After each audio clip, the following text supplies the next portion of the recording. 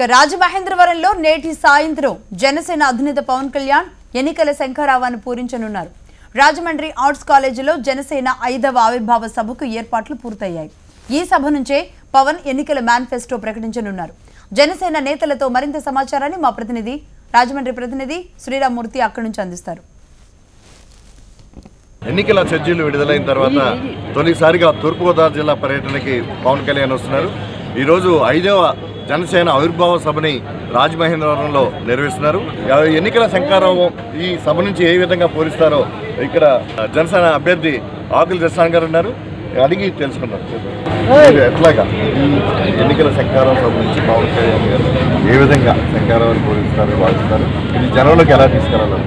ఖచ్చితంగా ఇవాళ ఏదైతే విశేష ప్రజాదరణ కలిగిన నాయకుడు పవర్ స్టార్ పవన్ కళ్యాణ్ గారికి ఈ సభ ద్వారా ఏదైతే ఇవాళ ఎన్నికల నగారా మోగించిన సందర్భంలో ఆ నేపథ్యంలో తప్పకుండా వారి ఆలోచనల్ని ప్రజలతో పంచుకోవడం, ఖచ్చితంగా ఏదైతే ప్రీ మేనిఫెస్టో ఇచ్చారో ప్రీ మేనిఫెస్టోని ఎలాబరేట్ చేసి ఏ విధంగా సమస్యల పరిష్కార మార్గం వెతికే విధంగా, ముఖ్యంగా సంక్షేమంతో పాటు అవినీతి రహితమైన సంక్షేమం, దాంతోపాటు అభివృద్ధి ఎలాగా కుటుంబాల యొక్క భవిష్యత్తు నిర్మాణం జరగాలి, యువతకు భరోసాగా బతికే అవకాశం ఉండాలి, అలాగే రైతాంగం కూడా ఇవాళ ధైర్యంగా ఒక నిలకడగా ఆదాయం వచ్చే మార్గాల్లో ఇవాళ ఏ విధంగా రైతాంగ సమస్యల్ని ఫార్మర్స్ డిస్ట్రెస్ని పూర్తి స్థాయిలో అడ్రస్ చేసే విధంగా కూడా ఇవాళ పవన్ కళ్యాణ్ గారి ప్రసంగం ఉంటుందని భావిస్తాం.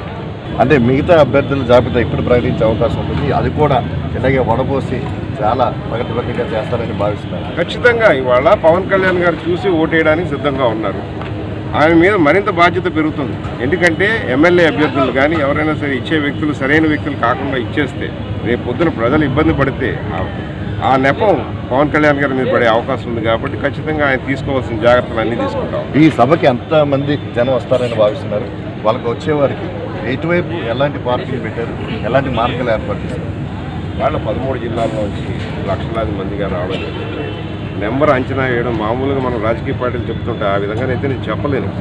అన్ని విధాలు రాజమండ్రి చుట్టుపక్కల అన్నింటిలో కూడా పార్కింగ్ వ్యవస్థ చేయడం జరిగింది.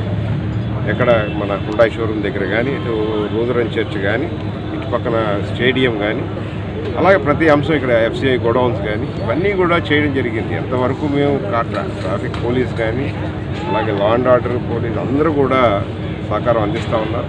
ఇక్కడ వేదిక దగ్గర కావాల్సిన ఏర్పాట్లన్నీ చేసాం. అట్లాగే ఇక్కడ పార్కింగ్ సంబంధించి ఇటు లాలా చెరువులోని, అటు మున్సిపల్ స్టేడియం వద్ద, ఇటు చూసినట్టయితే చేతన రేపు లోదరం చేసే వైపు కూడా ఇక్కడ ఈ పార్కింగ్ ప్రదేశాలు అన్ని చోట్ల కూడా ప్రత్యేకంగా ఏర్పాటు చేసినట్టు చెప్తున్నారు. కెమెరామెన్ గణేష్తో శ్రీరామ్మూర్తి, HM TV, రాజమండ్రి నుంచి. తెలంగాణ